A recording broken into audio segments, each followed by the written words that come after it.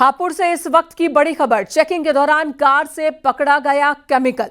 37 kilo हाइड्रोफ्लोराइड बरामद किया गया है। हरियाणा से केमिकल लेकर आ रहा था शोएब। पुलिस ने जांच शुरू कर दी है, पूछताछ शुरू कर दी है।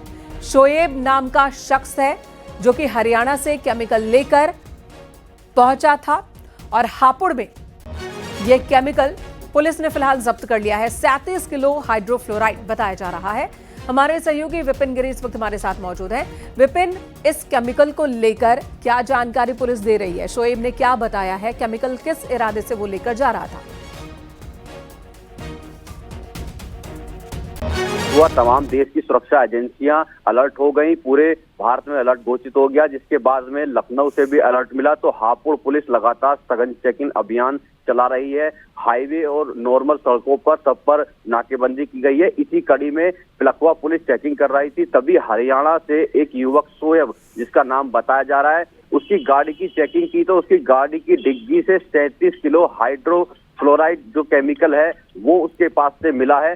पुलिस ने उसको आरोपी को हिरासत में ले लिया और उसके खिलाफ मुकदमा भी दर्ज कर जांच शुरू कर दी है। शुरुआती जांच में ये चीजें निकल कर 37 किलो हाइड्रोफ्लोराइड, इसका इस्तेमाल किन कामों में होता है और केस क्यों दर्ज किया? क्या शोएब के पास कोई सही वजह नहीं थी केमिकल को ले जाने की? देखिए, बिल्कुल जिस तरीके से इस तरह के केमिकल होते हैं उसके लिए बाकायदा नियमानुसार लाइसेंस लेना अनिवार्य होता है। अभी फिलहाल शुरुआती जांच में वो कोई भी इस तरह का लाइसेंस नहीं दिखा पाया, इसीलिए पुलिस ने उस पर एफआईआर दर्ज की है। अब इसके केमिकल के इस्तेमाल की शुरुआती जो जांच प्रकाश में आई है कि इस केमिकल का इस्तेमाल औद्योगिक उत्पादन इकाइयों में किया जाता है, जहां पर स्टील या कांच की सफाई के दौरान ये काम आता है।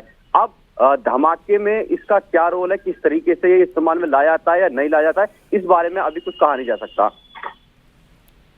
जी, तो फिलहाल एफआईआर की वजह है कि बिना लाइसेंस के वो इतनी बड़ी मात्रा में विस्फोटक इतनी बड़ी मात्रा में केमिकल लेकर जा रहा था, इस वजह से एफआईआर हुई है। धन्यवाद आपका विपिन, ये जानकारी देने के लिए। तो हरियाणा से शोएब नाम का शख्स 37 किलो हाइड्रोफ्लोराइड के साथ हापुड़ में पकड़ा गया और फिलहाल लाइसेंस न होने की वजह से उस पर एफआईआर दर्ज की गई है।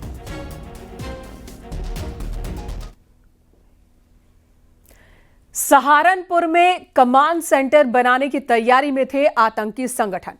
आतंकियों का मिनी रिक्रूट और कमांड सेंटर बनाने की तैयारी थी। छात्रों का ब्रेन वॉश कर आतंकी संगठन से जोड़ना इनका मकसद था।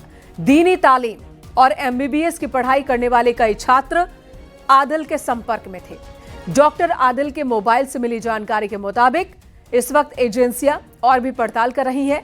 डॉक्टर आदिल के 3 करीबियों से पूछताछ भी की जा रही है। ऋषभ मणि त्रिपाठी हमारे सहयोगी इस वक्त हमारे साथ मौजूद हैं। ऋषभ, इतनी ज्यादा कड़ाई के बाद अब देखिए, ये जो नया मॉड्यूल है ये चिंता का विषय तो है ही, जहां पर कमान आतंकी गतिविधियों की डॉक्टरों ने संभाल ली है। डॉक्टर आदिल के संपर्क में जो स्टूडेंट्स थे, क्या उनकी पहचान कर ली गई है? उनसे पूछताछ हो रही है? देखिए, जो अभी तक की बात सामने आई है, एजेंसियां भी इस बात पे चौंकी है, यूपी एटीएस भी उन एजेंसियों में शामिल है कि आखिरकार कुलगाम का रहने वाला जो अनंतनाग के एक अस्पताल में नौकरी कर रहा था, वहां की नौकरी छोड़कर साल भर पहले सहारनपुर क्यों आ गया।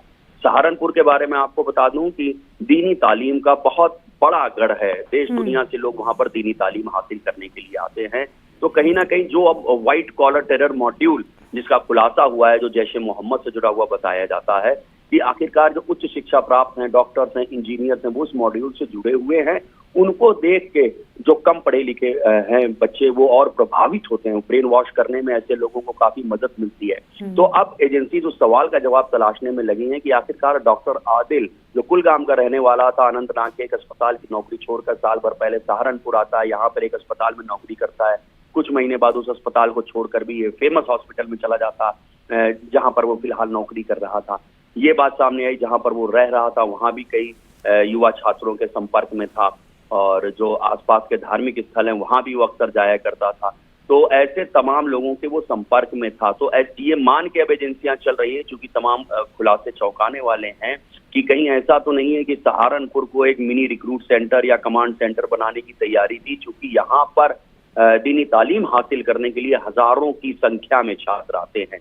तो अब एजेंसी जो डॉक्टर आदिल का मोबाइल मिला है उसके एक एक नंबर की डिटेल खंगाल रही है। वो जहां जाता था, जो सीसीटीवी फुटेज कुछ हासिल हुए हैं, वो किससे बात करता था, किससे मिलता था, और जो जानकारी मिल रही है एजेंसी अब इस वक्त भी 3 लोगों से पूछताछ कर रही हैं जो डॉक्टर आदिल के करीबी बताए जाते हैं। जी, धन्यवाद ऋषभ इस वक्त पूरी जानकारी देने के लिए। तो 3 लोगों से पूछताछ हो रही है डॉक्टर आदिल के, जो बहुत करीबी था। डॉक्टर उमर भी डॉक्टर आदिल के बहुत करीबियों में ही शामिल था और इन दोनों की मुलाकात अनंतनाग में हुई थी, जहां पर डॉक्टर उमर उस वक्त रेजिडेंट डॉक्टर था, जबकि डॉक्टर आदिल की बात करें तो वहां पर प्रोफेसर के तौर पर, और वहीं पर मुलाकात हुई थी। वहीं पर ये संबंध और ज्यादा गहराए और फिर एक दूसरे के साथ मिलकर इन्होंने आतंकी गतिविधियों में बिल्कुल एक्टिव भूमिका निभानी शुरू कर दी।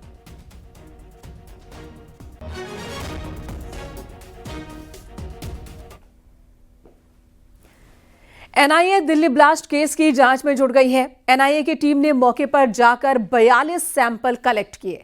गाड़ी के फटे सिलेंडर, टायर और बोनट के पार्ट्स इकट्ठा किए गए। इस बीच सूत्रों के हवाले से खबर है कि डॉक्टर उमर सुसाइड बॉम्बर था जो ब्लास्ट में मारा जा चुका है।